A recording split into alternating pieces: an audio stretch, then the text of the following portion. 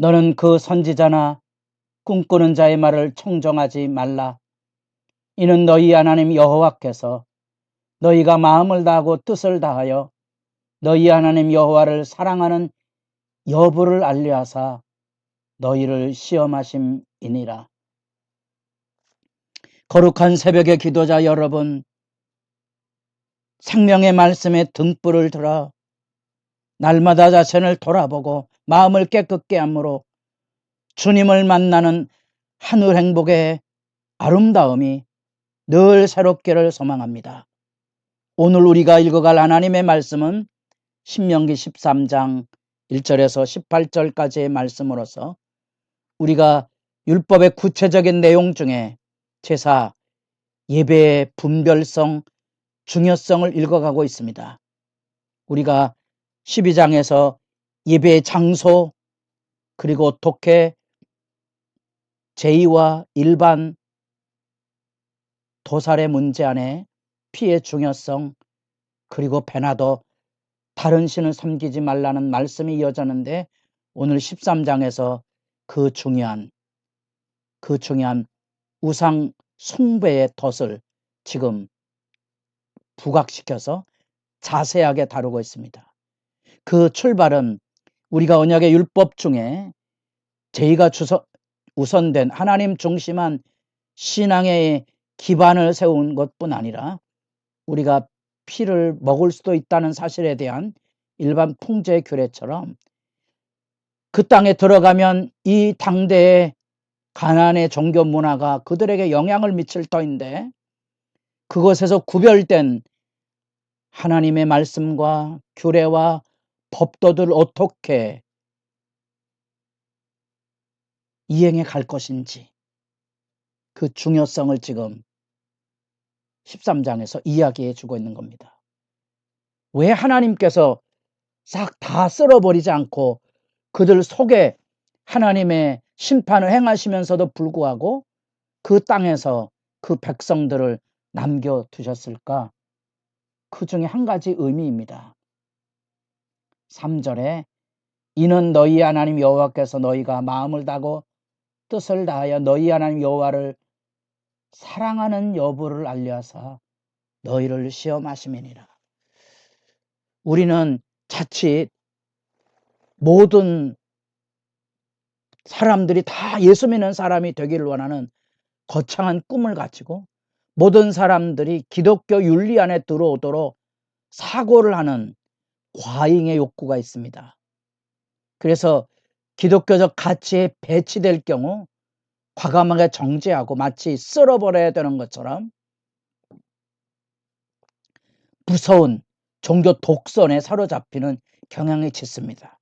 대부분 또 우리가 쓰는 용어 자체도 굉장히 과격한 용어이고 군사 용어입니다. 여기 지금 이제 여호수아로 이어지게 되는 가나안 점령은 정복전쟁이 날이라는 사실을 누누이 얘기했습니다. 정복전쟁이 아닙니다. 하나님의 심판을 대행하는 거죠. 그럼 대한문화, 바른 신앙의 문화를 열어가야 됩니다. 우리가 어제도 그 제2에 대한 얘기를 했던 것처럼 어떻게 기독교 문화를 만들어 갈 것인가, 그런 생각을 하는 것이 바른 정도의 길이지 쓸어버리는 게 능사가 아닌 겁니다.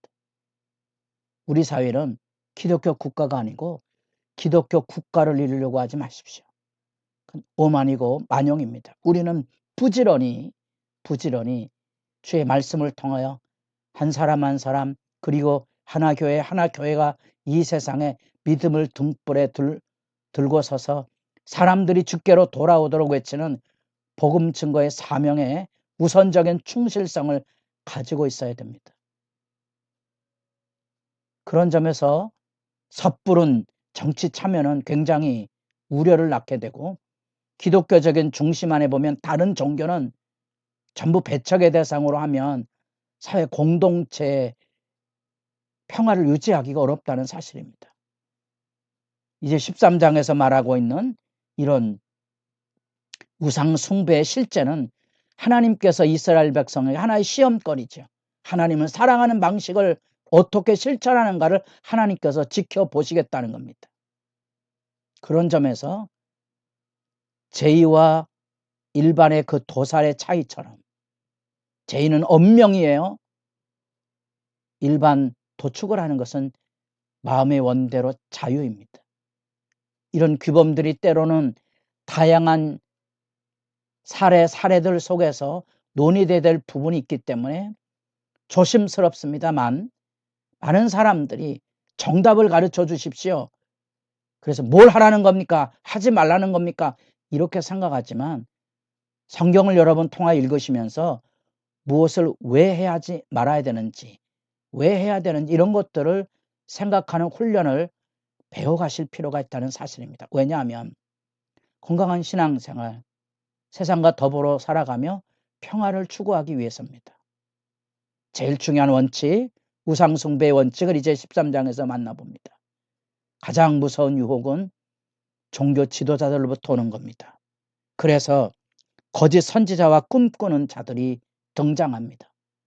선지자는 하나님의 말씀을 받아서 그 말씀을 전하고 하나님의 말씀을 특별히 이 토라와 같이 하나님의 율법에 기초해서 세상을 분별하는 지혜를 들려주고 있는 그런 사명을 가졌습니다. 그런데 그들 가운데 잘못된 동기를 가지고 거짓을 말하고 마치 하나님께로 온 것이 아닌데 자의적으로 자기가 하나님인 것처럼 멋대로 말하는 일상들이 일어날 수 있습니다. 그래서 저는 지금도 예언이 있다고 믿는 사람입니다.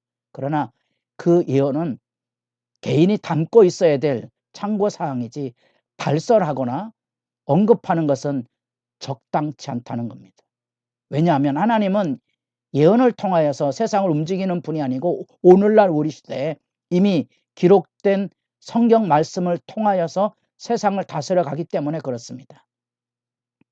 말씀 외에 가감하지 않도록 하시고 그런 것에 매달리지 말아야 됩니다.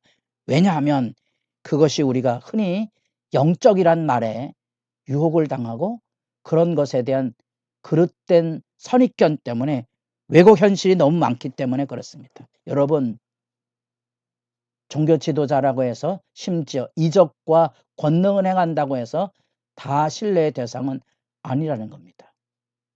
그 분별력이 필요합니다. 그 분별력을 살펴서 하나님 앞에 잘못된 거짓 선지자나 꿈꾸는 자들을 악을 제하듯이 사법적인 사형 집행, 엄명을 내리고 있습니다. 그래서 하나님의 말씀을 따르고 경외하고 주의 말씀을 삼가 듣고 섬기고 충성하라는 이런 하나님의 말씀의 규례가 강조되고 있는 이유는 종교 지도자의 위험성을 언제나 내포하고 있기 때문에 그렇습니다. 또 하나의 영역은 가장 가까운 가족, 아내나 자녀나 형제나 친구들로 인하여 유혹이 들려오는 경우입니다. 그래서 그들 비밀리에 내면적으로 나를 붙들고 있는 이 우상 숭배의 유혹에 귀 기울이지도 말고 듣지 말고 불쌍히 여기지도 말고 가엾게 여기지도 말고 숨겨주지 말라. 굉장히 엄명이잖아요. 그리고 죽일 때 내가 먼저 증인으로서 손을 얹고 백성들도 같이 가담해서 성박에 돌로 치는 공개적인 재판과 처형을 일깨워 주고 있습니다. 이것은 예수님에게도 바울에게도 이 우상숭배의 유혹에 대한 경각의 말씀을 우리가 듣게 됩니다.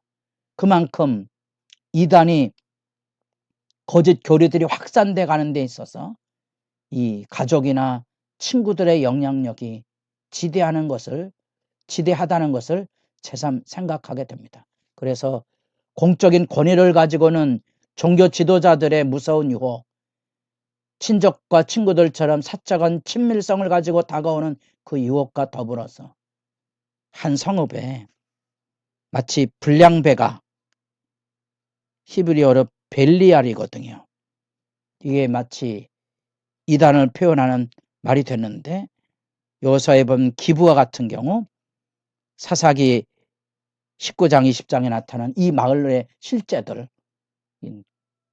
성읍 전체가 선동이 돼서 배교의 자리로 나아가는 모습인데, 책임자 그 진상을 정확하게 파악해서 진멸할 것을 일깨워 주고 있습니다.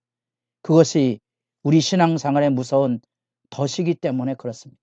그래서 우리가 지금 이렇게 우리에게 익숙지 않은 신명기 말씀을 조목조목 살펴가며 규례와 법도를 가지고 기도하는데, 그 말씀과 그 지도력에 유혹이 언제나 있다는 거.